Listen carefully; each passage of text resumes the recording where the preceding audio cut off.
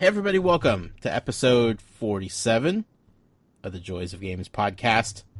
We're recording this on a Wednesday evening, February 1st, 2017. That's February 1st, 2017. This is the week of PlayStation.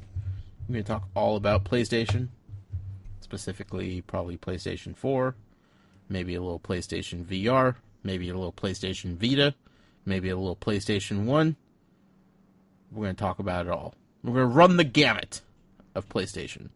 Except for, probably 2, 3, PSP, that kind of stuff. I am one of your hosts, Josh Brown. I am joined, as always, by the man, the myth, the legend himself, Colin Wheeler. I always get such nice introductions.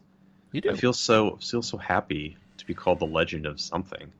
you are the legend of something. I don't know what that something is yet, but when I figure it out, Colin, best believe I'm going to let you know. Hey, but that's something. Yeah, I mean, something. It could be a very bad thing. Oh, well. Could be. I don't think right. it will be, but I don't want to close that door until, you know for sure. Sure, the demons can come out at any moment. That's true. How you doing, Colin? I'm alright. How are you, man? Well, I've survived the Matrix. I'm surprised. Yeah. I remember when you saying that you were going to jack yourself in. I'm like, well, I hope you took the right pill because Cypher, he's gonna unplug you at some point. Yeah, he's a chump. Yeah, he is. My eyes are trying to adjust. I just got out of VR. Immediately left the VR realm to come up here and podcast. So, yeah. Trying to settle back in. But other than that, doing pretty good. VR is definitely physically taxing. Yeah. Even the brief amount of time that I played at your house, I was pretty tired. I was like, man, I don't. It's not that I disliked my experience. It's just me not wanting to, me wanting to take a break. Yes. I didn't feel like right away I wanted to jump back in. But right. I'm curious to see if down the road when the experience is even better than it is now. Sure. If it's just gonna be a comfortable factor where it's just it's just like playing any game. From what I've noticed, the more I'm in VR, the less fatigue I have, and I think it's my brain and my eyeballs just getting used to being in VR. Like the first couple days I had VR, it was a half-hour experience, and I was just I need to lay on the couch, I need to take a nap, I am done. And this weekend I was putting in 4 or 5 hour marathon sessions in VR, and no problem. Do you think it's because of the titles, specifically, or is it just because you are getting used to the experience, or maybe a little bit of both? See, that's what I don't know, because, I'm not, other than the game I was playing tonight and this weekend, I'm not playing any of those other games for 4 or 5 hours at a time. So it's really hard to say, but when I have gone back and played Thumper or Job Simulator or anything like that, even in short little bursts, I don't feel the fatigue I felt when I first started using VR. So I think it's my body just getting used to it, but who knows? Yeah. But tonight's experience, though, Colin, was far different than any other VR experience I've had so far. Yeah. Do you know why? Why is that? Because I was using new headphones tonight.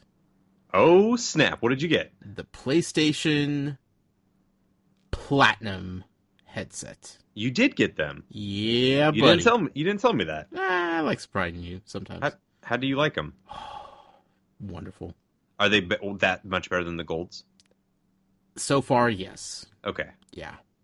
Comfort level, what are we talking? Is it because pillows on my ears? That's awesome. The gold, when it came out originally, I still recommend the gold headset to people that have not only the PlayStation console, but multiple consoles, because you can use the gold on your PC, you can use your gold on your Xbox One, and you can use the gold wirelessly with the PS4. Right. So it's the overall best package, not to mention and they're pretty cheap right now. You can get them for $60 on sale.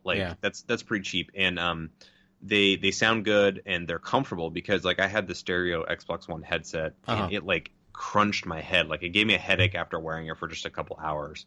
So the golds are awesome, but like when they announced the platinum, I'm like, man, this thing looks kind of crazy because it's got like the metal bar on top.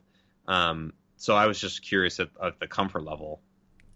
Um, Definitely a little bit more comfy than the golds. I had a pair of the golds. I love those. But if you remember, like there's just like that big fat plastic bar that goes across, and granted that's padded. But like this one has like this flexible rubber strap that sits below the aluminum alloy bar, or curved bar that goes across that actually connects the two headphones together. Right. So you have like that feeling of like a little bit of suspension instead of it just sitting just flush with your head.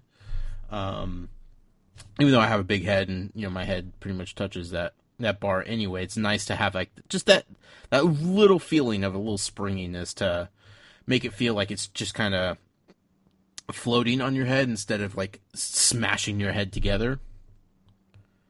The other thing I like about these headsets, like this one and the gold, is not having like a little arm with a microphone on it. Yeah, boom. Oh god, those are so horrible. Like those just get in the way. Sure, but so there's pros and cons to that. One, booms give you a more isolated sound. Sure. But you don't do a lot of online gaming, so Nope. It's kind of irrelevant to you anyway. Right. And a lot of people actually use gaming headsets to record podcasts, but you actually have a nice Blue Yeti. Mm-hmm. But I could see someone that wants more like sound isolation. That's where the boom benefit comes in. But I agree with you. Like they are annoying. Right. They get in your way. Some of them are okay because like they'll flip up, but most of them aren't. Most of them are just Sure. like this like weird metal wire that just eventually goes flaccid. It's just horrible. And even the ones that do flip up, sometimes like they will eventually lose their ability to stay in place, and then it'll just kind of fall down. And right. But this platinum set has noise reducing effects in the microphone, so apparently it's very good at picking up just your voice and not like the background noise in your house. So that's cool. Best part about it is like the 3D audio that they have built in. Yeah, so there's only a couple games that have it right now. I know Uncharted 4 is one of them. Last Guardian and Last MLB. Guardian has it. Yeah. Oh, that's cool. Okay. Mm-hmm. Have you tested it on any of those yet? I just got it today, and okay. The first game I started playing was Resident Evil. So okay. Gotcha. Yeah. And it comfortably fits over your VR headset. Yep. That's great. And like now, instead of it feeling like a visor with a headband with the headphones on, now it feels like my whole head is just like a VR machine, which is kind of a cool feeling. Like at first I was like, wow, like there's a lot of things going on up here, but then like it starts to feel like it's all just one piece, and that's a pretty cool feeling.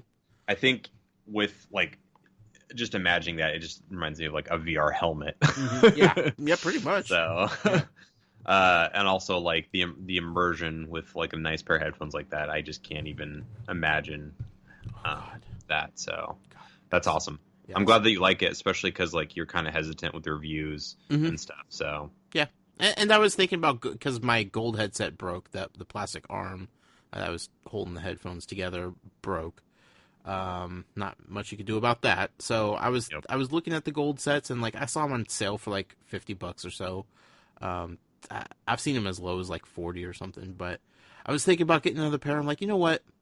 This platinum set is designed to work hand in hand with the PSVR, and as they continue to develop for the PSVR, and as once these are out, more games, especially like the first party titles that we see from PlayStation, will start utilizing that 3D audio. So it's almost like future proofing, like my audio experience going forward. Like it may not be the most useful thing right now, but I'm hoping like within the next year or two, like it's going to really pay off, and I'll be happy to have them. So, but I needed a good pair of anyway. So, I just using the earbuds with VR, it works, but when you have a house full of people and there's things going on, like you definitely lose some of the immersion that you have, because you do hear everything else going on in the house. It's hard to really kind of just sink in. But like tonight, I couldn't tell you anything else that was going on around me. I was locked in. So nice. Mm-hmm. I actually got a new toy as well. What'd you get?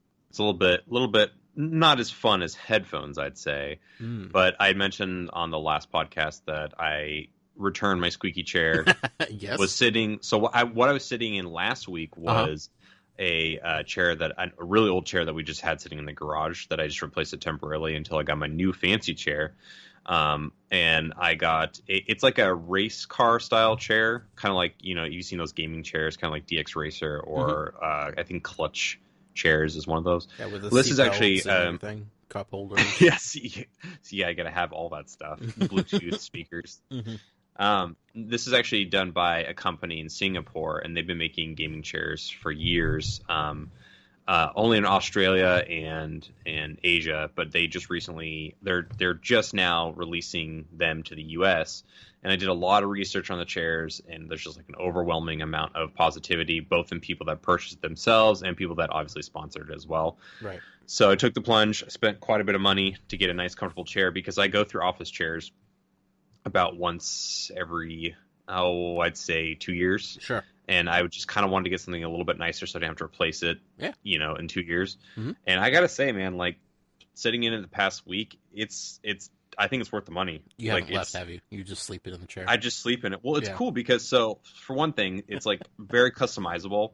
So I can lift it up and down. I can choose to have it rock. There's also a lock to make it so you don't rock at all. Okay. Because like sometimes when you lean back in chairs, they go like way back and you feel like you're going to tip over. That's the worst feeling. Yeah, it really is scary. So there's no control anymore. This one, you can lock it in place. And you can actually, when you do want it to rock, and if you unlock it, you can actually choose how much you want it to rock. Like you can actually choose the sway. Does it roll? It does roll. It has wheels. It actually reclines as well, pretty far back. Like you could just like take a nap in the darn thing. Like it's really nice. And then you can also adjust the arm rests up or down and left and right. Like it's kind of like almost like a I guess 3-dimensional way you can move it around to like your like specific comfort level. And it has like a plush top on top of the armor on top of the armrest, which is really nice. But yeah, I'm loving it so far. Nice. I will say, like sitting in it, it's like super firm, but like in a good way. Like it supports my back and stuff. So yeah, it's great. I'm digging it. Cool. That's fantastic. Yeah, so if anybody's looking out for a chair, Secret Labs, look into them. They make some good stuff. You have to order online, I'm guessing? Yeah, order online, and the biggest bummer and the biggest like panic I had with it is there's no returns unless it's defective. Sure. So if you buy it and you don't like it, you're stuck with a pretty expensive chair. Yeah. Yeah. So, but out of the other chairs that I've sat in, like I've sat in a DX Racer and a Clutch chairs, like this is significantly better in my opinion. So. Nice. Yep. New toys, man. Fun stuff. It is fun. Yeah. Everything else good with you? Oh yeah. Yeah. Besides the political world crumbling around me, everything else is good, personally. Cool. Has your house blown away? It has not. It's really windy today. It's super windy, man. So I've been making a goal to kind of be more healthy. Like I'm like super out of shape. Like I'm not super overweight, but I'm super out of shape. Sure. So I've made it a goal to like walk more when I can and exercise more when I can. And lately I've been walking to pick up my son from school. Okay. Today was not a good day to walk to pick him up from school because it's miserable outside. It was cold. Yeah. And then that wind just like bites you in the face. I will deal with the cold all day, but once that wind picks up even a little bit, I'm done. I'm done for. It hurts. Like it hurts your face. You're like, ooh, numb. That's not good at all. Just chills you to the bone. Like it's miserable. And like the wind's like 30 miles an hour over here right now. Like there are some trees that are going to be falling down. It's pretty savage. Yeah, in my neighborhood, there was already branches that broke down. Luckily, there was no damage this time. But during the last big, windstorm, like a tree fell in someone's house. Right. And usually we get windstorms around here, like late summer into fall type of scenarios, or like in the spring when it's still decent weather. Like, I can't remember when we've had windstorms like this when it's been almost freezing as well. Yeah, it doesn't happen very often. Yeah. 34 degrees outside plus the wind chill, and it's like negative 168 degrees outside. So stay safe out there, folks. Yep. Unless you're in Hawaii, then go out and have fun. Watch out for lava. Well, I mean, same. Watch out for it. You probably should, but I feel like we're the wrong people to tell Hawaiians to watch out for lava. Probably. Yeah. I mean, we should be watching out for lava when it comes down to it. That's true. We are surrounded by volcanoes, Colin. That's true. Some of them are active, some of them are not. So the dormant ones are the ones that scare me more than the active ones. You feel like it's going to be like a Roland Emmerich movie where it's just like a symphony of volcanoes all going off at once. We only call it dormant because it hasn't gone off in a long time, but we don't know the cycle of it. That's true. You know, like it's gone off at some point before, so yeah. What's to say it's never going to go off again? Nobody. Just means it's not like currently under watch, which if you're not watching it, man, it's scary stuff. Yeah, how pissed is Mother Nature today? Yeah. Just all around. All around, Colin. Let's start off the show by taking a little trip down memory lane, if you will. Revisiting a fun little title on the PlayStation 1. It also came out on the Nintendo 64 and Sega Dreamcast, but we're not talking about those. This is not the Dreamcast week, folks. This is the PlayStation week. Colin, what game do you want to talk about tonight? I want to talk about Spider-Man. Whoa!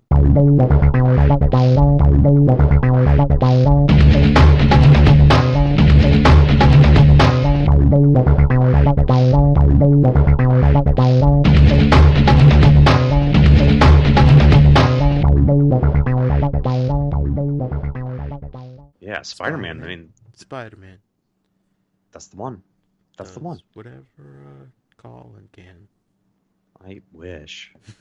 Wait, actually, no. Because if he only does what I can do, then he's not much of a superhero. No, he's going to have a nice chair at least, so there's that. Yeah, he'll be fine. So this game came out in 2000 on the original PlayStation. This is one of the few PlayStation games that I 100%ed. Like, I did everything. I got every costume, everything you can do in it. It was revolutionary in the sense that, like, Spider-Man games of the past were, like, side-scrolling 2D style games where there's just kind of like beat 'em up and you can climb up buildings, but it just never really felt open. Right. Like, you didn't really feel the sensation of being Spider-Man, in my opinion. You know, when this game came out, it has an open world feel to it, kind of like Grand Theft Auto, where you can swing on webs up in skyscrapers. Anywhere that you shoot your web at, you can attach and just swing forever and ever and ever. And you can go down and land and do like other missions and stuff. And the story was really cool. It was kind of like how Arkham is now, the Batman games, where you fight all the different bad guys, and there was like a story leading up to the various bad guys. And the combat felt good. The graphics were amazing at the time. Yeah. And this was done by the guys. This is done by Neversoft, which is the guys that did the Tony Hawk games. Right. So they have that like combo, like fast action gameplay down really well. And not to mention, like, there's lots of fan service. As I mentioned, like, 100%ed it. But, like, when you 100%ed it, you get all these different costumes. Like, you could be Metal Spider-Man. You could be the Black Spider-Man. You could be Scarlet Spider-Man. Like, there's just all this fanfare. Sure. It was, like, the first comic book movie that I felt like exceeded my expectations of what I thought a comic book game could be. When you say you 100%ed it, like, what... remind me what all was involved with like 100%ing the game. I mean, it's primarily side quests and stuff. Primarily collectibles. Like there are specific collectibles that you had to get like the different costumes, and you also had to like beat it on hard mode and beat it, you know, on basically different difficulties. So that's kind of so I replayed the game over and over and over again, and on various difficulties and everything to unlock. So sure. And I was just reading, I was looking over, doing research before the show. Tommy Tallarico, which he's a fantastic video game composer, so much so that he actually doesn't compose video game music anymore. He actually performs it live with symphonies called Video Game Music Live. He's made some of the best video game soundtracks ever, and I just found out that he did this one, so that's awesome. Who is your favorite boss in the game? Probably Electro. Yeah? Yeah. He's always a fun boss in Spider-Man games. Yeah. Seems to be.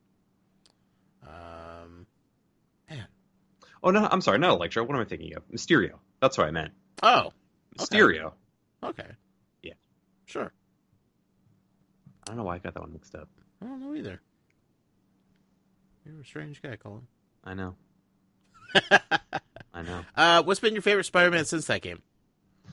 So the big one that people always talk about, and I agree with, is Spider-Man 2. Mm-hmm. And that was actually based off of the Spider-Man 2 movie, which essentially it took everything that the first game had, this 2000 game had, and then just kind of expanded upon it. Like, it did feel more Grand Theft Auto-y, and like there's more things to explore. There's a little bit more environments to go to. You could basically land anywhere on the ground, versus this game there's only like specific areas that you could basically land.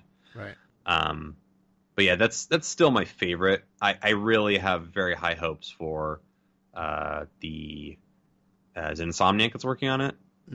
Yes. Yeah, the Insomniac game for PS4. Like, Yeah. that's I mean, just that little tech demo they showed, I was just like, oh, yes, please. Yeah. So, which one was your favorite? Man, there's been so many. Web of Shadows was kind of fun. Mm-hmm. I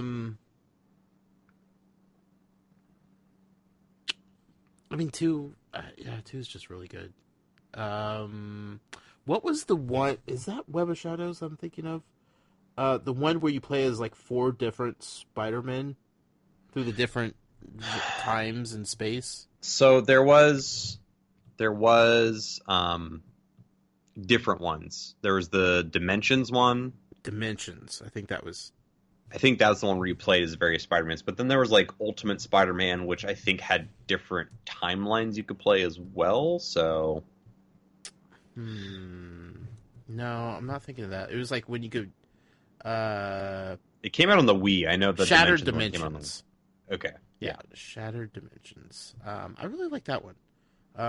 Spider-Man 2099 was super fun. Like, I just like the different styles that they had, and like each, you weren't just playing as like a different Spider-Man, but like the gameplay and like the aesthetics were different in each like version of Spider-Man that you were. It was a lot of fun. It was more fun than it had any right to be. I think only because they tried to do something different with it. Yeah, for sure. As and opposed the to, like, thing, all the other Spider-Man games. And those games weren't bad either. I just feel like they didn't add really anything new except for maybe aesthetics of what you're saying. Yeah. Like, I feel like they didn't expand upon that idea because once this game came out, this 2000 game, that was the basis of all the Spider-Man games, and it's been that way for 15 plus years. Oh yeah. So I remember when I think it was Tony Hawk 2 came out, and it's the same developers, and the Spider-Man was an unlockable character. I lost my That's right. crap. Yeah. Because like you could do the kickflip and he would use the web to do the kickflip. Oh, so awesome. Pull the board and everything. Yeah. So awesome. Yeah. So thank you, Neversoft. Yeah. That's the benefit of companies like expanding their horizon when it comes to like what kind of games they develop. They could do fun stuff like that. So, a la Crash Bandicoot and Uncharted 4. That's right. Yeah. Same deal here. So Spider-Man, PlayStation 1. You should check it out if you haven't played it yet.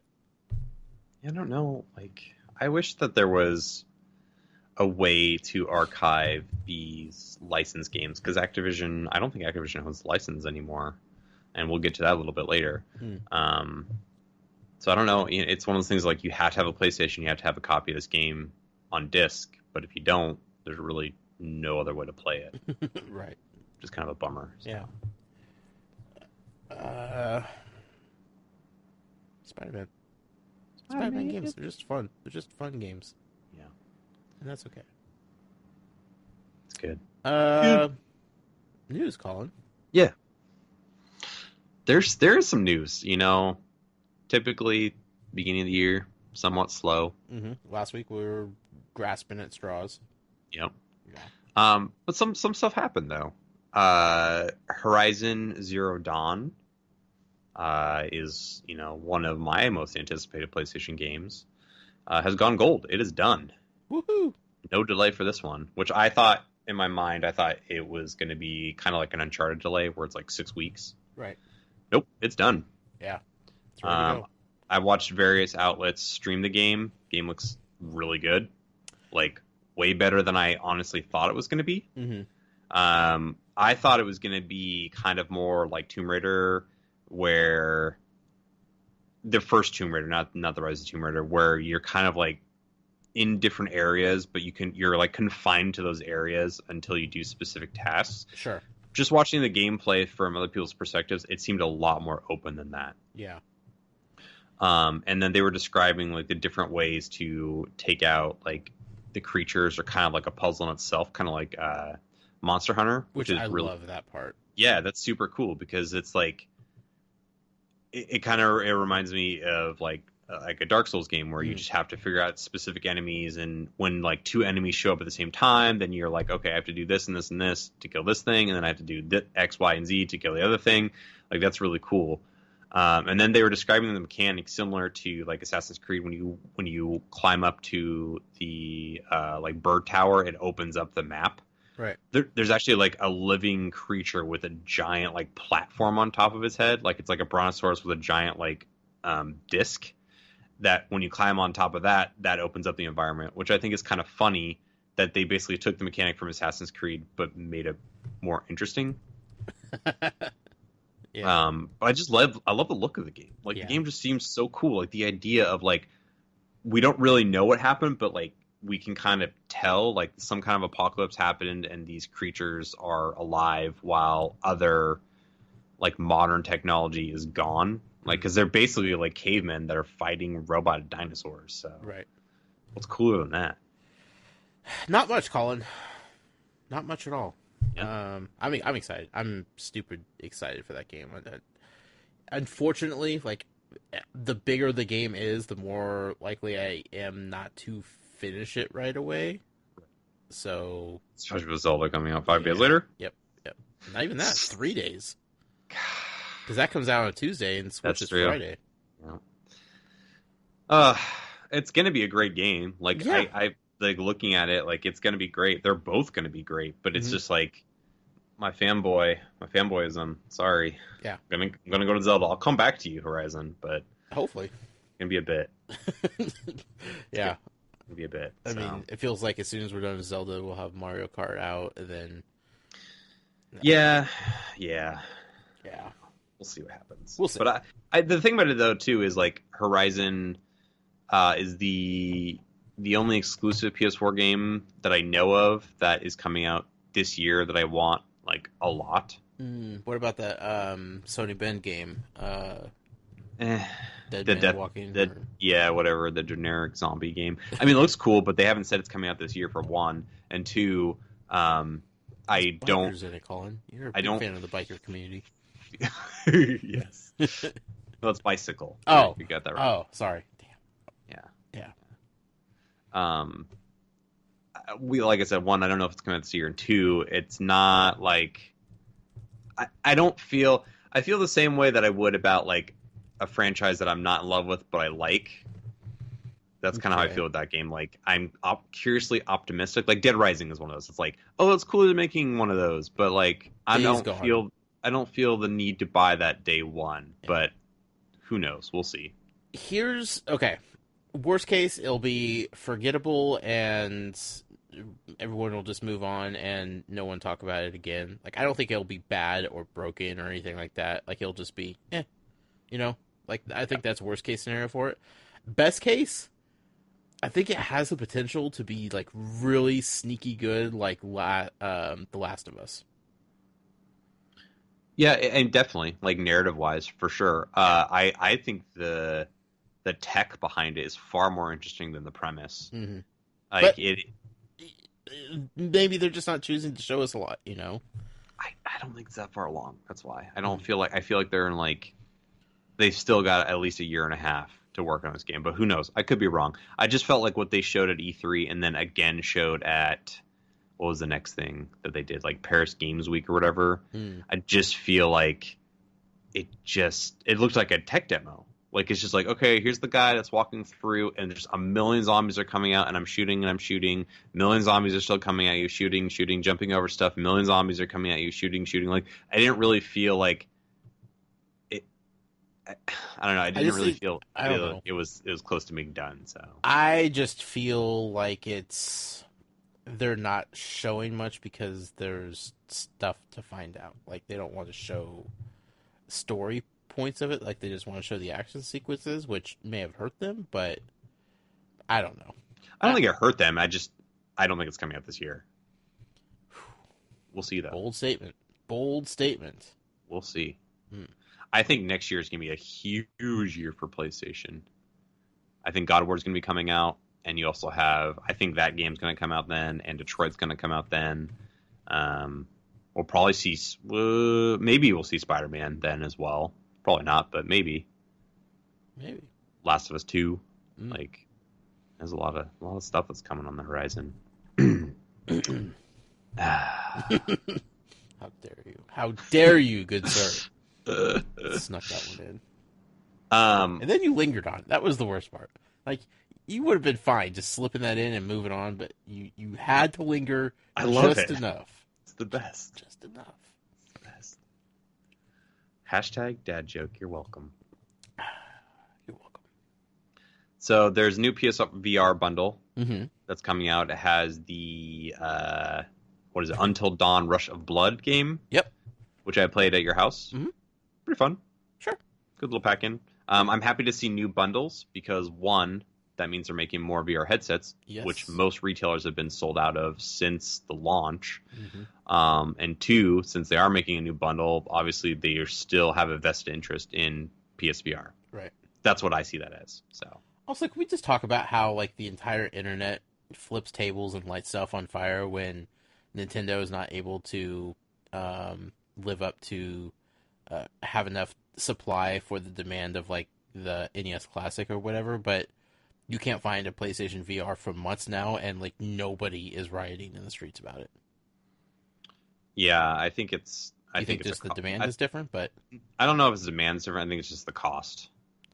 Yeah. Like, I feel like a lot of people wanted the NES Classic for Christmas, and they wanted it as a novelty. Sure. Some people didn't even want to play it; they just wanted to sit on their shelf. Versus a PSVR, it's a pretty serious investment, and it's one of those things that's like, yes, I want one, but I don't feel like I need it right away because my PS4 has all these other experiences that I can play right now. Yeah, I'm just saying. Everybody there was definitely quick to chastise Nintendo for, like, artificially, creating a demand by not having enough supply and everything. It's like, well, if you're going to use that argument, you have to use that argument on every other company too. I think the reason why is they have an ongoing trend with this.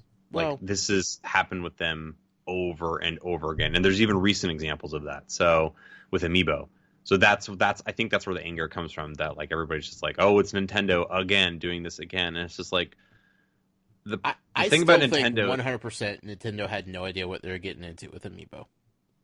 Yeah, and I agree with you, and I don't think they knew what they were doing with the NES Classic either, because the NES Classic was, from my understanding, it was a Nintendo of America decision. And when you're working for a very, like, conservative Japanese company like Nintendo is, it's hard to convince them to produce something like that in the first place. Right.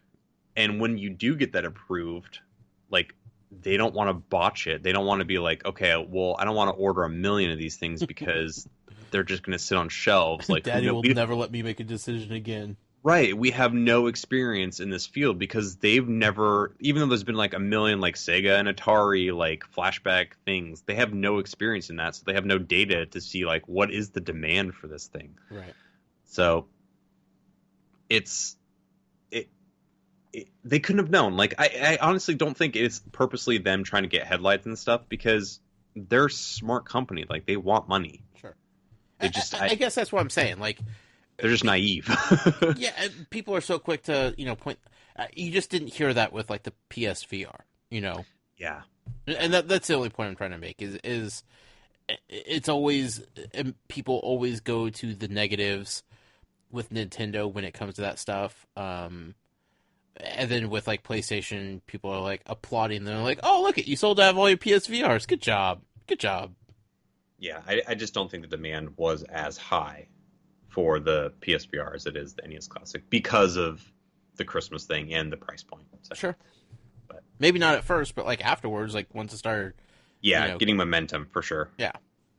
But, they rectified it. They're making more. Sure. They're trickling in, so yep. It's good. Yep. I'm glad that the interest is there. Like, I'm glad this is not a PlayStation move where it's basically DOA. Right. So, yeah.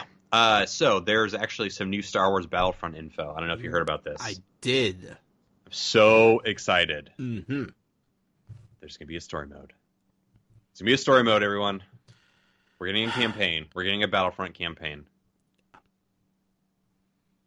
All my hopes. Is it going to be as good as you want it to be? Probably not. Probably not. No. But it's going to be there. My only other hope that they have, like, if they announce you can play against bots with your friends, I will lose my crap. Because that was the most fun I had with the old Battlefront games. Like, it was fun to play with other people. Mm-hmm. Don't get me wrong. But to just mess around with bots and just do goofy crap with your friends is just, like, the best. Like, it's so much fun. Especially in a universe like Star Wars where you can get all these different vehicles and you can do all these different things and play different characters. Like, that was just the best. So, when Battlefront, the reboot came out, what was it? Was it last year or was it 2 years ago? Was it last year? No, it could have been last year. It was 2 years ago. Yeah. When that came out, like, I know they wanted to tie it in with the Force Awakens, but, like, it was so lackluster. Like, it was so empty to me. Especially, like, playing the old Battlefront games that came out on the original Xbox and PlayStation 2, mind you. It just felt way more massive. Like, you'd run out of your spawn area, and then you just see a bunch of, like, snow speeders just lined up, and you're able to just hop in there and fight the opposing team. Versus this one, it's like, you gotta wait around for a token to show up to get you into your vehicle. Okay, here's the token. Oh, your teammate took it. Sorry, you don't get a vehicle after you've been waiting for 2 minutes. Like, it's not what I wanted. Right. Like, looked beautiful, sounded beautiful, but it's just not the game that I wanted. So I'm hoping with Battlefront 2 that the campaign is good, or at least decent. Like, I'll even take a decent campaign. It's more Star Wars. I mean, ultimately, like, even a little short campaign is just a little bit more Star Wars, and I don't think they can mess that up, It'll never be bad. It may not be... At the very worst, it's going to be just not enough. Yeah. And then I just want bots. Like, I want bots. Yeah. And I think there's going to be either a pretty lengthy VR component to this game, or they're going to release a secondary VR experience. Mm-hmm. Because that first one, like, everyone I hear talk to says it's just, like, life-changing. Like, they want a full game of that. Yep. Which I don't blame them. Like, that sounds incredible. Yeah. So. Definitely. More Star Wars, man. How could it be bad? Nope. Not going to happen. Refuse to believe it's going to be bad. This is not the Force Unleashed 2. It's not. Still, I mean, was that a bad game? It wasn't very good. The gameplay, like, the combat was better, but everything else around it sucked. Sure. It was real bad. Yeah, well. It's real bad. So at the time, that was the best thing Star Wars had going for it in the entire, like, franchise of Star Wars. That's true. Yeah. So because before that, we had the prequel. So. Yeah. So there's that. I think people liked that game a lot more because they're just like, well, could be worse. We've seen it already. So right. Yeah. So Square Enix actually made a multi-game deal with Marvel. And this is kind of exciting. This is what I was alluding to before about Spider-Man. Mm-hmm. So Activision doesn't have the license anymore, from my understanding. Spider-Man is owned by Sony, I guess, because of the PS4 game that's coming out. But that leaves the MCU, the remaining MCU, up to Square. And I think I read that they're making a Guardians of the Galaxy game. Yeah, one of their studios is going to be making Guardians of the Galaxy, the same studio that did Deus Ex. Mm-hmm. And then they're also making the Avengers game. So how do you think they're going to make those games? Like, what would you want those games to be? Oh, man. It just seems so challenging. Well, here's the other part, is there's a Telltale Guardians of the Galaxy game coming, too. Yeah, there's a lot of Guardian stuff. I feel like it would have made more sense to focus on a different property, but... Well, they have the sequel coming up. They have the new ride at Disneyland going in. Like, they're banking hard on Guardians. Which it's so funny, because it's such an obscure characters in the comics. Like, they are so obscure. Yes, but if you look at the way the MCU is going right now, Guardians is going to be, I think, the central focal point for the Infinity Stone War. Yeah, and not to mention, like, that movie, I think, made more money than was it Avengers 2? I think it made more money than Avengers 2. Something like that, yeah. Which is nuts, because it's just, like, the standalone movie with just, like, these random characters no one's heard of. But they nailed it in freaking amazing. Every capacity. Yeah. So good. So they're banking hard on Guardians, and you know what? Go for it. You know? Yeah, absolutely. Yeah. Because we know eventually everything is going to go into space. And they're already there, you know. So they're there. Thanos is there. Now we're just waiting for everybody else to get up there so we could have Defenders going on down on the ground. And, you know, fun stuff is to be had. But yeah, I don't know what I would want from a Guardians game. Like, yeah, how do you make that game? Like, I feel like a third-person game would be really generic. A first-person game could be cool, but who would you play as? And, like, if you're playing as Star-Lord, I just feel like it's just, I don't know, it kind of loses the cool factor. Like, it would be more fun to play, like, as Rocket or as Groot, even, for that matter. What if it's like a Marvel Ultimate Alliance type of, you know? See, that's what I think the Avengers game is going to be like. I feel like it's going to be like a Diablo-style game, like a dungeon crawler. Maybe. But I don't know. Like, it just seems really hard. At least with games like Batman, you have one character that you have to focus on. Right, or Spider-Man, you have one character. Sure. But once you get these ensemble characters, it makes it really challenging. But Crystal Dynamics, the guys that did the new Tomb Raider reboot games, are working on the Avengers game. Right. And I mean, I trust them. They make amazing games. So I don't want it to conflict at all with the new Tomb Raider game that's in development that we already know about. You know, like, from my understanding, they're separated. They're two teams. Yeah, it just. I think Platinum has ruined everything for me now, where I see one studio making too much stuff and it starts to show in their work. Like, Crystal Dynamics has been good working on one game at a time, and like, I understand, like, you can't say no to Marvel and Disney when that comes through, but just don't screw up Tomb Raider. You know, don't let Tomb Raider be sacrificed for the sake of Marvel and Disney. Especially because they're on such a good run with those games. Yeah, like, absolutely. Those games are by far better. Like, and I will say, like, I think Uncharted 4's story is better, but the gameplay of those two games are by far better than any Naughty Dog's games that they've made. Yeah. So Naughty Dog's got the story, but gameplay is so much better on the Tomb Raider games. So so yeah, that's exciting. I think it's going to be a really challenging game to make, but I hope it's good. So can we just talk about how much, like, when the deals happened, when Disney bought Marvel and Disney bought Star Wars, like, everybody lost their mind because it was so much money invested in those brands, right? And it was such a big deal for Disney to invest in it. Can we just, like, sit back and just look and think about how much money they are making right now on both of those, you know, deals that they made? It's chump change how much they bought that store. God, it's stuff for. Well, Marvel was going through a bankruptcy. Yeah. So, like, they basically saved Marvel. And when they acquired Marvel, I was pretty skeptical. I was like, oh, I don't know about that. Right. But after the MCU came out and how well they did with that, I was like, okay. And then when they bought Star Wars, people flipped their freaking crap. Right. They're like, they're gonna ruin Star Wars. I'm like, dude, did you not watch the prequels? Like, I'm just saying, like, how can they make it worse than this? I was like really actually thrilled that they were making Star Wars because like I'm a collector. I love buying crap. And Disney, you know what they're really good at doing? Making a bunch of crap I want to buy. Mm-hmm. Yeah, I mean, you go into any retail store and it's Marvel stuff and Star Wars stuff and Disney stuff, and it's like all that goes to one revenue stream. And they're making really cool like licensing deals with like Funko Pop and like all these other like cool clothing lines, like Lego. Lego, yeah, man, like such cool stuff. Mm-hmm. So I'm you know I was all for it when they acquired Star Wars, and I was very skeptical when they bought Marvel, but I'm very happy with Disney. Can they just please buy DC? They really need to. Freaking Warner Brothers has like 90-year-old men that have no idea what a comic book is, and they're like, I don't know, just put explosions in there and we'll rewrite it. Oh, we got to put a whole universe inside this one movie because we got to catch up to Marvel. Who cares about the source material? People will buy it anyway because it's Superman. Yeah, no, I don't think so.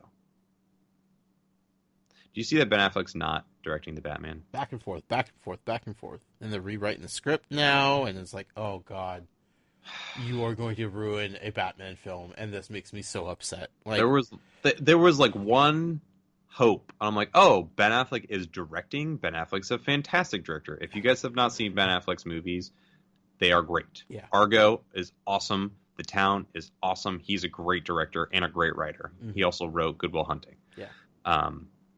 So I was like, oh yeah, that's perfect because like Batman vs Superman, my favorite part of Batman vs Superman was Ben Affleck as Batman. Yeah. So like I was totally on board. Like the light at the end of the tunnel was like, hey, at least there's a solo Batman movie coming out. Right. At least we're getting one good DC movie, just one. They're not going to mess that up. It's Batman. You don't mess up Batman. I understand his reasons for not directing. Sure. Because it is a lot to do everything, especially action movies. Action movies require a lot more than like a drama would. Yeah. But the whole rewriting thing and like I just feel like this project is in like purgatory. That's super concerning to me. There's just nothing that feels good about it at all. No, it's yeah. We'll see. We will. We'll see. Speaking of Batman, Warner Brothers is teasing a new Batman game. Mm-hmm. Well, presumably a new Batman game. Yes. They showed, I think it was IGN France, leaked out some kind of image that it looked very much like the Arkham Warner Brothers logo. Mm-hmm. And we had heard a couple months back that the team that did Origins, I think, was working on a Suicide Squad game that got canceled. Right. And they shifted their focus on a Damian Wayne-based Batman game, which is the son of Batman. Uh-huh. So that's cool. Like, if that's real, that's awesome. Like, you know. Origins was great, and I love the idea that it's not Bruce Wayne. Right. Change up the gameplay. Change up just the way, the structure of the world. Like, that's really cool. Change up the character and change up, like, the story. And, there's a lot of cool things that could happen with that. Yeah, so it's potentially that. We don't know. It could be another DC thing altogether. Heck, it could even be Shadows of Mordor 2 for all we know, and they're just, it's just stylized like that. If they're smart, they're just going to go on Batman. Just ride that out. Ride it to the ground. I don't even care. I mean, they're not bad, though. Like, I don't feel like they're riding anything to the ground. No, that's what I'm saying. But, I mean, like, eventually it's going to be oversaturated with just Batman stuff because that's the only good thing that they can produce. Yeah. So it's like, I will ride the Batman train until it crashes and burns into a fiery pit of hell. But until then, like, just keep going because that's your money, That's when Constantine comes in and brings it back from the pits of hell. Dang you! Why? No. Who would that be? Keep Constantine out of this. Constantine's awesome. Keep Constantine out of your mouth. Love Constantine. You would. I do. You probably like Hellboy too, don't you? I love Hellboy. Yeah, it doesn't surprise me. Yeah. Dude, that'd be so cool if they made a Hellboy game. That would be a really cool third-person game. Yeah, there we go. I'd take a first-person, actually. Yeah, that would be really... Someone smash some things. Well, I mean, that's like Bioshock. Like, Bioshock 2 had the drill. Like, you have the giant, hand, and then you also have a gun in the other hand. That'd be really cool. Yeah.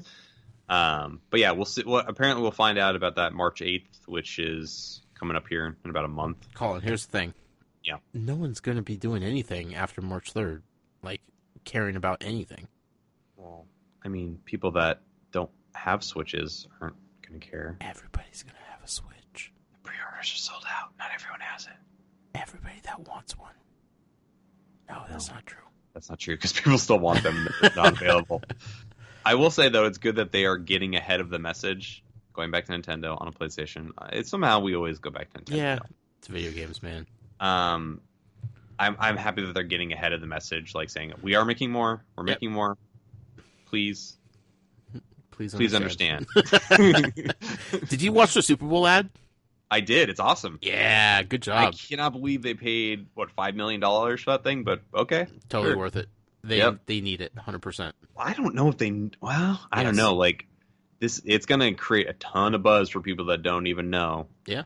I will say that the one that they're actually airing, it's not as good as the extended one. I feel like the extended one shows way more of what but the casual audience would want. It's enough to make people realize a new thing is coming, and it's not the same old thing. You know? That's true. Yeah. And I mean, Zelda, even Mario's obviously way more recognizable, but I would say like moms that don't play games know what Zelda is. Like they'll point at Link and be like, "Oh, look, it's Zelda." Like they're aware of the brand. Yes. Like they may not know the characters, but they're aware of the brand. So they've heard the name. Right. Yeah. So I think it's awesome. Like when they did the Pokemon ad last year, inside I was like crying. I was like, oh. Well, because there were people that hadn't thought about Pokemon in 20 years suddenly perking up and paying attention and be like, what's that? Look what it did. That's Look familiar. at Pokemon Go. Making $1 billion. Yeah. Stupid amount of money. Yeah. So, the last thing I wanted to add, and this is more like a me thing because I'm really excited about this game. Actually, I'm kind of excited too. Oh, good. Psychonauts in the Rhombus of Ruin, which is their VR experience for the PSVR that's taking place in between the first Psychonauts game and the second one. Right. I played this at PAX. Yeah. It was a lot of fun. You looked real funny. I'm sure I did. You're a really funny boy. I got pictures of me and my funny hat and my glow wands. Yeah. But I love Double Fine, and I love everything they do. And any new Psychonaut stuff, I'll take. And honestly, looking at it, I'm like, February 21st. Can I save up for PSVR? You could just come over and play it, Colin. I mean, I might do that. If you buy it, I'm going to come over. I'm just going to commandeer your VR headset. Have they gave a price or anything on that yet? I don't know. I haven't looked into it much further beyond the release date. So, is it retail or is it download only? I think they're doing both. I'd also need to look into that. So, either way, I'm very excited about that game. So, is it? It's a game. You called it an experience before. Yeah, I should say it is a game. It's funny because Psychonauts is not a point and click adventure game, which is kind of what Tim Schafer's known for originally. But Psychonauts VR is a point and click adventure game. It's a puzzle game. Basically, you have to do specific things to get to specific areas by giving people specific items or talking to them. It's really kind of a cool mesh between the Psychonauts universe and a point and click adventure game. So. Oh, okay. Yeah, and it's all in VR. So. It's pretty cool. I've not seen any information about it. Oh, here we go. PlayStation blog. Let's check this out here. For the listening audience that may be interested in something like this.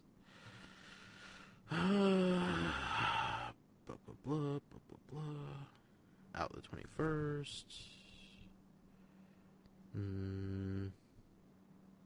No, nothing. All right. Well, they got 20 days to figure it out. I'm curious about the price point. The prices of VR games / experiences has fascinated me. They're so weird. They're all over the place. All over the board. Yeah. Batman was what, $20? Mm-hmm. And then you had Riggs, which was $60, which apparently failed big time from my understanding. That studio unfortunately got closed. Right. Eagle Flight was 40 or 50 or something like that. It's weird. Rush of Blood was 20. Like, that's true. Yeah. Thumper was 20. Super Hypercube is 30. Yeah, just all over the board. No rhyme or reason that I can figure out. Yeah. New tech. I guess so. People just trying to figure it out. Man, what is... Nothing. No information. You guys suck. Way to go, PlayStation Nobody blog. reporting on it is giving any sort of price or information on how to get it or whatever. We'll find out. I wonder if Tim Schafer tweeted about it on Twitter. Probably Take a look. He doesn't care. He's not going to tweet out what the price is. Yeah, it's probably true. Maybe Double Fine will, though. The Double Fine official. Yeah, on February 21st when it comes out, they will. Cool. That's a lot of news, Colin. Yeah, a lot of news that I, building the list, I was like, oh, wow. A lot of stuff did happen. Okay, cool. Yeah. Quietly. When the rest of the world is burning, video game news continues to roll on, so. Good for us. Yes. Let's talk about a game, Colin.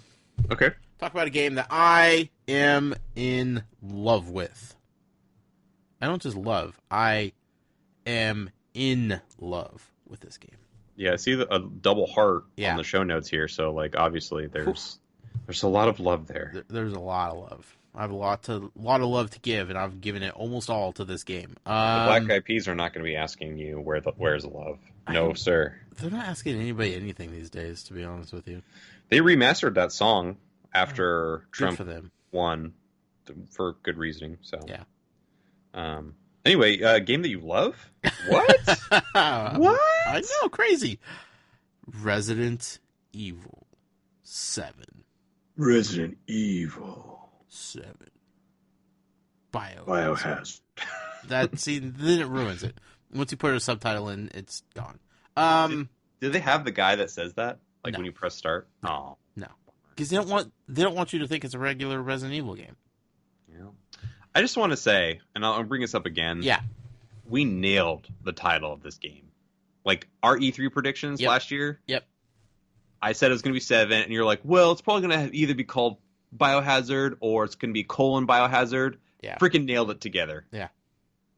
We knocked it out of the park. Nobody believed us. Yep. Here we are. We sound crazy. Gloating now. You're right. Okay, so I want to say this first and foremost. I am not going to spoil anything. I know on our other podcast that we did last night, Platform Junkies, we went into some big details and spoilers about the game. I don't want to do it here because I feel like there's a chance a lot of people still haven't played it that want to play it, and I don't want to ruin things in this game for people, especially fans of the Resident Evil series. So proceed without worry or caution. Just throw caution to the wind. Trust me. Let me be your Sherpa through this discussion. I will lead you to the top of the mountain. I trust you. But then I'm going to leave you there. Because Oh. I didn't get back home. All right. I earned my wage for the day, and I'm gone. I'm out. Yeah, you're kind of a jerk, but okay. Resident Evil 7, Colin. Yeah. I have played it. I have conquered it. I have completed it. I wrapped it up 3 minutes before we started recording the show. Dang. My official in-game clock read 10 hours and 16 minutes. Mm. Do you want to know how much of that 10 hours and 16 minutes I spent playing Resident Evil 7 in VR mode? I do have a question before you answer that question. Yes. What difficulty were you playing on? Normal. There's normal and easy, and I went normal because, you know what? I've played some Resident Evil games before. I know what's up. Now, let me tell you, I quickly regretted that decision, but it warns you ahead of time. When you start, it says you cannot change difficulty midway through the game. So I knew that going in, but pretty early on, I was like, I really wish I could bump down the difficulty to easy right now. I really wish I could. But I persevered, and I pushed through it, and got the job done, Colin. So how many minutes, seconds even, did you play this game on a two-dimensional television set? 0 seconds. 0? 0 seconds. You're asking for punishment. I played all 10 hours and 16 minutes and whatever extra change in seconds my game clock said, entirely in VR. And how many times out of those seconds was that you vomiting? Vomiting, none. Oh. Screaming, countless. I've heard some stories. I screamed so much, Colin.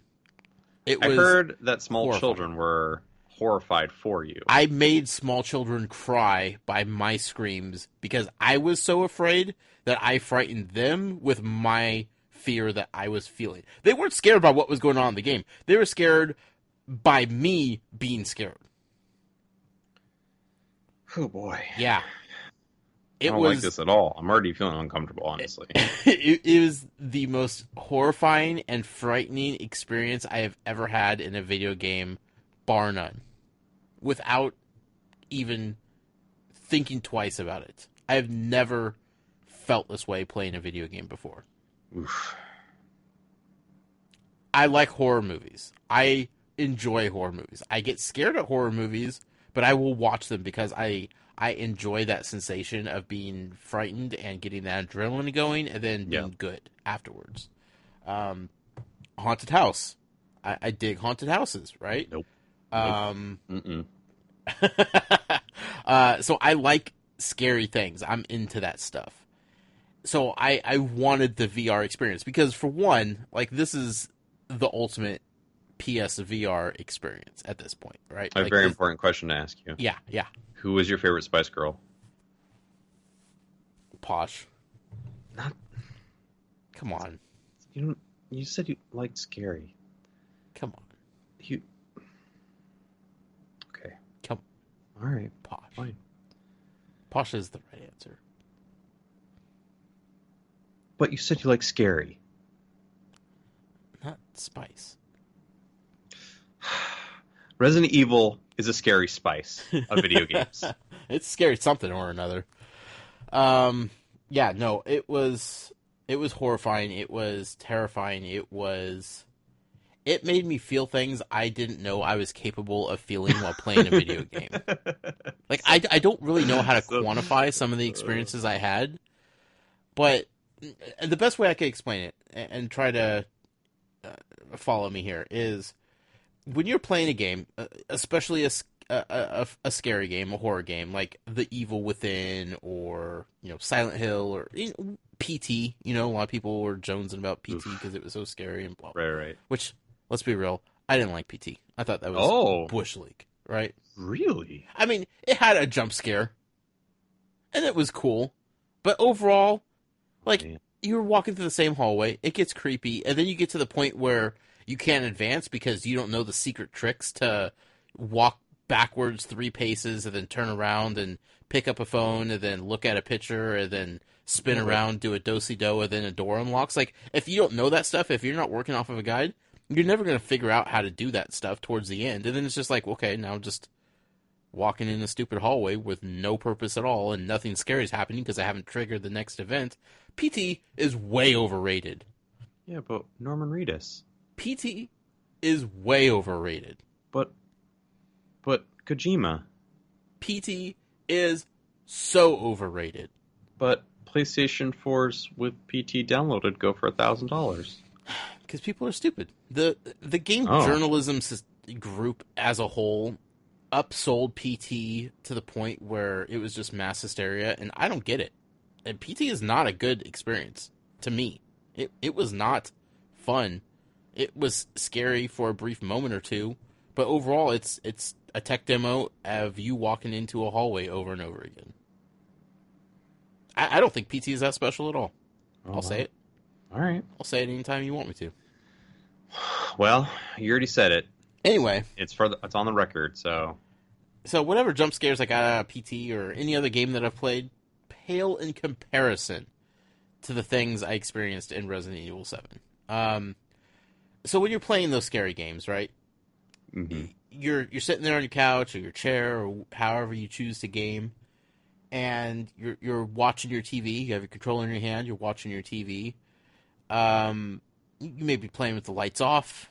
if you want some, like, trying to set the mood for it, or you turn all the lights on in the entire house because you're just like, this game ain't gonna scare me, regardless of how you're playing it or the situation of the lights or anything like that, you always have the ability to look to the left of the TV, to look to the right to the TV, to look up at the ceiling, to look down at your entertainment center, to reach over and pet your dog, to grab some potato chips, or you have options that remind you constantly that you are in your house or your apartment or wherever, you are in a safe place. What you're doing is just playing a video game. That's it. No matter how bad the jump scares are or anything like that, there is constant reminders around you, no matter what you do, that you are still in your house and you are just playing this thing. Now, when you are in PlayStation VR and you are playing this game, when you turn around to the left or to the right, or you look up or you look down or you try to reach for something, no matter what you do, you are in that experience. And that, my friend, is the worst feeling, because this is not an experience any person should ever have to deal with in their entire life. And here you are stuck in it. Now, it's still a video game. You know that, you're not actually walking through this creepy house. But you mentally and visually, and like if you're wearing headphones, audibly cannot check out even for a second to remind you that you are in a safe place. Because your senses are just being attacked in every which way. And it's so overwhelming. It starts to feel kind of claustrophobic. You feel the movements, everything is just heightened to the point where it's hard to remember when you start getting into it that you're not actually being attacked, or you're not being chased, or you're not trying to hide and be as quiet as you can. It's only until, like, when you die and it, like, takes you back to, like, the menu when it's like, oh yeah, okay, let's try that again. But then, like, once you immerse yourself again, you're back in immediately. It's just, it's brutal. Like, if you're not ready for it, it will chew you up and spit you out, no questions asked.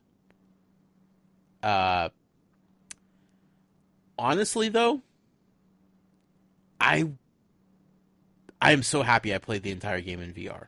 Yeah. The experience was amazing. Like, it will be something I will forever remember. Like, it's going to be one of those games that I played through that when I look back in my gaming history, I'm going to be like, I played Resident Evil 7 completely in VR, and it was the most frightening thing I've ever done in my entire life. I don't know how the same company that managed to mess up Resident Evil 6 as bad as they did turned around and made this game and nailed it in every aspect. Just absolutely nailed it. The fans of Resident Evil have been clamoring for the series to go back to survival horror, right? No more feeling completely overpowered and feeling action-y bro shooter type of thing. Like, the hardcore, I've been with Resident Evil since the beginning fans want that feeling of they could walk down a hallway and a dog is going to jump through the window and they're going to scream to where their mom come in their bedroom to check on them to make sure they're okay. They want that feeling again. Yeah. 5 didn't have it. 4 had it with the chainsaw guy, right? There's definitely the chainsaw guy or the guy with the giant freaking like Wolverine claws. Sure. Like, there's a couple of those moments. Yeah, and then 5, not so much, right? Yeah, like it not tried at all. to do its jump scares, but overall you're just like, nah, I got plenty of ammo, I got plenty of health, like I got. Plus, you're playing co-op the whole time too. So I got my partner with me, like we're good, we're golden. And then 6 was just a mess. 6 was just like, we don't know what we're doing here, story wise. So upsetting, that game.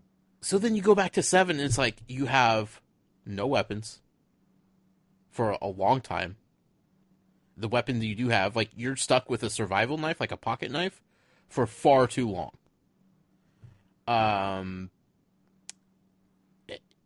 very little health. When you do finally get a handgun, it's a very weak handgun. There's almost no ammo anywhere. And it's the threat of constantly being stalked by an enemy that you can't defeat is disturbing. Because it turns into cat and mouse. Like, it turns into, I have to be sneaky, but you don't have a lot of options to be sneaky other than just, like, ducking behind something. Like, you can't, like, walk, incredibly slow or, like, slink around corners or anything like that. Like, it's, you just have to be patient, and that's hard because there are times when you don't know what the enemy is capable of seeing or not. Like, if you duck behind this crate, are you low enough to where they can't see you? You don't really know because suddenly they've turned around and they're starting to walk to you. Now, are they doing that because they're just patrolling the hallway, or are they coming at you because they saw you? Yeah. And then it's like, okay, maybe they're going to walk past me, and then all of a sudden, no, he just grabbed me, and now we're tussling. I remember that Alien Isolation game that came out a couple years back was like really trying to go for that, and they even made a VR experience for that, but they never released it to consumers. I think it's cool that they kind of like took. I wouldn't say they took it, but like they utilized that concept and made it actually a really effective gameplay choice. Yeah. That sounds honestly just like gives me the heebie-jeebies just thinking about it. No, yeah.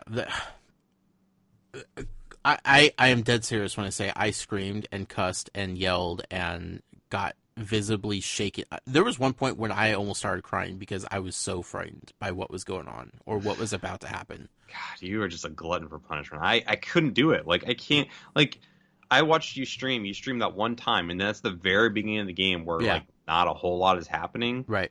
And I was like, nope, I can't do this. And just watching it, you're just like, okay, you're in like the creepy woods, you're in this creepy house, but like in VR, you're there. Like like I got more goosebumps playing this game, and the game starts to play with you in ways that you don't expect because you start anticipating things that maybe it happens once. Something will happen that will frighten you.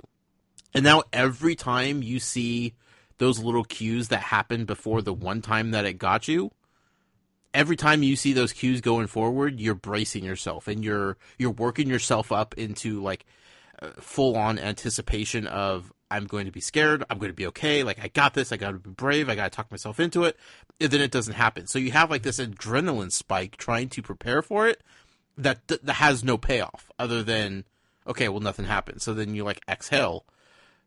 But so often, every time when you exhale and you think things are okay, they're not okay. They're not okay. They're just they're just messing with you. Not right. Yeah. So just when you think you could start to predict, the cues throughout the game of when things are going to be scary and frightening and jump out and attack and that kind of stuff, it just keeps changing it. It just keeps changing the script. And when things are unpredictable like this game is, it ramps up the intensity far more so. I've played every Resident Evil game that's ever been released. I'm not going to count the Umbrella Corps games because those don't count.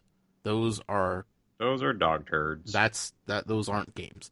But like every Resident Evil game that's been out, like Zero, Code Veronica, 1, 2, 3, 4, 5, 6, Revelations 1 and 2, like the Resident Evil games, I've played them all. And I know how they play. I know what to expect. This game in this house with this crazy family that you don't know, the characters that are unprepared for any sort of combat whatsoever, that you're playing as, the first person point of view, everything that's going on here is not like any other Resident Evil game that you've played. And that adds to, the frightening aspect of it because you can't predict based on what you know Resident Evil games to be. Mm-hmm. Eventually the game starts to call back to its Resident Evil roots and you're like, okay, I feel feel pretty good about this. Like, I feel like I'm now playing a Resident Evil game. But even then, it will remind you that, like, you may be playing a Resident Evil game, but this is not your average Resident Evil game. Like, it still slaps you in the face when you start to get comfortable. It's just, God, it's so good, man. The audio is amazing.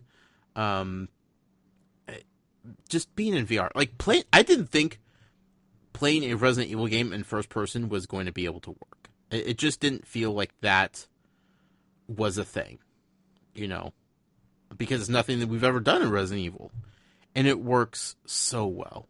I don't need to see the character. I don't need to see what he's doing. Like I said, ammo is scarce, health is scarce. Like, you still are managing your inventory, which is frustrating, to say the least.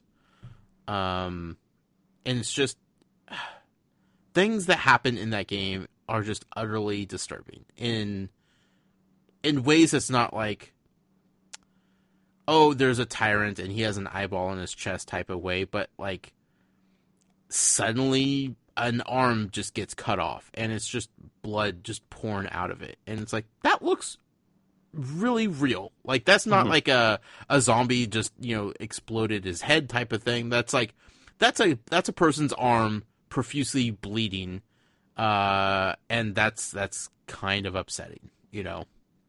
I'm surprised that we haven't heard any like news reports of like a major health issues with this game. I remember when the Blair Witch Project came out. There were so many reports of people having panic attacks, like people are having seizures, people are getting sick just going to this movie. I'm actually really shocked we haven't heard anything about this game yet, because like, this is the first, and granted, I haven't really messed with the Oculus or the Vive stuff, nor do I have a whole lot of knowledge base, but from my understanding, this is like the first full-fledged, full-length horror game that's been released that's completely in VR. Yeah. So it really, I don't want that to happen, mind you. I'm just kind of surprised that we haven't heard anything. Yeah, and especially someone like you, like, had like serious anxieties and were like basically on the verge of crying, and you are a horror aficionado. Yeah. So like, it's it just surprises me. Yeah, and here's the thing. We talked about VR a little bit before. Like, I'd play like, you know, hour long sessions of random games or whatever that I have. There was, during the weekend, I can't remember if it was Saturday or Sunday, when I put in like 4.5 over 5 hours in straight marathon. I was in VR for that long. No breaks, no nothing. Because I was just so wrapped up in the story. I was wrapped up in what was going on. I was just loving every second of it. And I didn't think VR would be able to, that I would be able to last in VR for that long, because it is exhausting. It is tiring. And that's just so much stimulants going on. But like, when I finally stopped and I'm like, okay, I need to take a break now. Like, I got to a point where I felt like I could exhale, like, permanently, you know? And so like, I undid my visor and I looked around and like, it's dark outside, and, you know, it wasn't when I started playing. And when you're playing a game and like, it goes from like day to nighttime and you're sitting on your couch and you kind of like experience the sun going down and everything like that, that's one thing. But to not have any sense of the outside world for 4 or 5 hours, and then to just immediately come back into it and everything is different, whoo boy, that is a life-changing experience. Yeah. But I made it, Colin. I'm surprised. And I beat it. I beat it right before we started podcasting. It's fantastic ending. I absolutely love what they did. I cannot sing enough praises about this game. Like, everything felt fun. As frightening and horrible as it was, I had a good time playing it. And I think it was the perfect length, perfect showcase for PSVR. If it was any longer, I think it would have been exhausting and it would have been stretched out too thinly. Like, a 10-hour experience for what I got out of it, yeah. Because once things start happening, it's just forward momentum the whole way through. So, I can't recommend this game enough. Now, every review site that I've seen so far always talks about the VR experience with it because they want to give people like the knowledge of like what to expect in VR, and they'll say, I played it in VR like half the time, and then the other time, I just played it straight on the TV, and so. Like, I've yet to see anybody just play the game straight in non-PlayStation VR and give an opinion about that. But I have a feeling like it'll still hold up. It's just not going to be that life-changing experience that I had in VR. But overall, like, it's still a solid game with or without VR. That's good to hear. Yeah. So for us non-VR people. And there's one major choice you have to make in the game that I like went back and forth on like for about a minute, like back forth. I don't know what to choose. That I really want to go and replay the game just so I can make the other decision. Mm-hmm.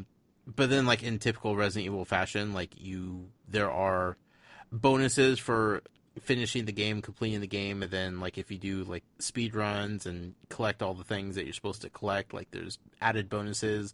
The replay value of this, especially once you get through it the first time and you know what to expect and you could like brace yourself better, I think it will be a fun game to run through again. And the first DLC pack came out yesterday, and I think there's another one coming out in 2 weeks, so I'm in it for the long run here.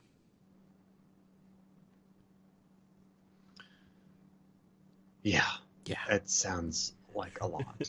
Oh, it's a lot, my friend. Sounds like a lot. Yeah, I can't deny that, but I'm so giddy with excitement about this game in all the right ways. Like it's exactly what I wanted it to be. That's good. That doesn't happen as much as I'd like it to in this day and age with video games. Yeah, I feel like there's always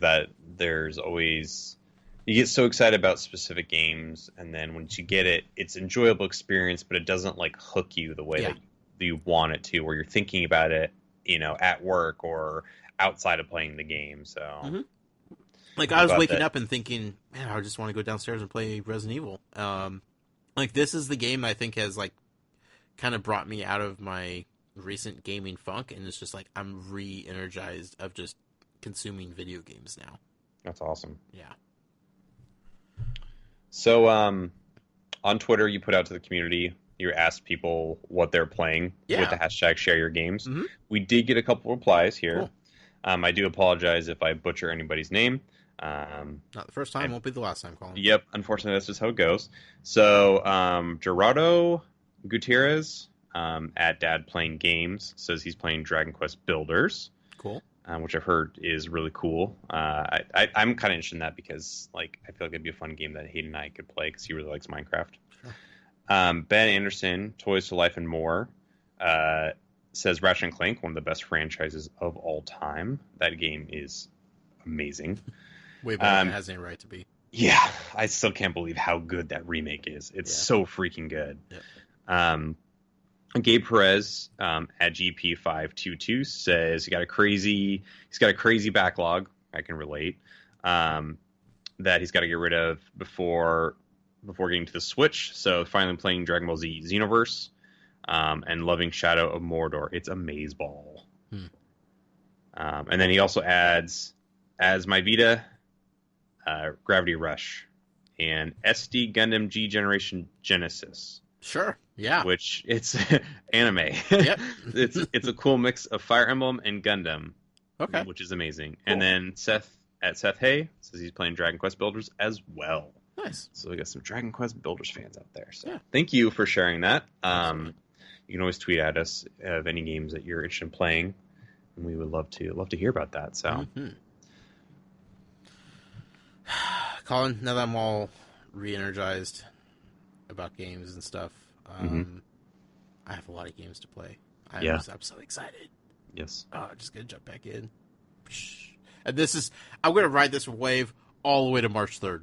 Like, I absolutely know it. And it's just like, It's gonna be maybe very difficult when we have the Xbox week and the PlayStation week, and not be playing those systems because we're going to be playing Breath of the Wild. That's going to be really hard. Maybe we should just have like a Nintendo month. Just like we'll just do like the month of Nintendo. The month of Nintendo, and we'll just do Breath of the Wild check-ins every single week. Can we get Val on to see her check-ins? Oh, dude, that would be so great. Oh, he's so progress. Great. To be like, oh, you're stuck in the fish still. Wait, which game are you playing? Because I'm totally getting that game for her also. Like that, she's gonna have her own version of that game. Yeah. Yeah. So. Yeah. A lot of Switch coverage. I'm curious what you guys want to know from us about like how we should handle the Switch launch, because this is like the first console release since we started this podcast. What do you guys out there listening want to see from us regarding the Switch? Because I'm getting it. I'm getting 2. I'm going to get probably most of the launch games because that's what you do when consoles launch. Yeah. I'm going to be playing some Just Dance like nobody's business, Colin. I can see you doing that. You know I am. As long as you stream it, we're good. It's going to be a dance party up in this house.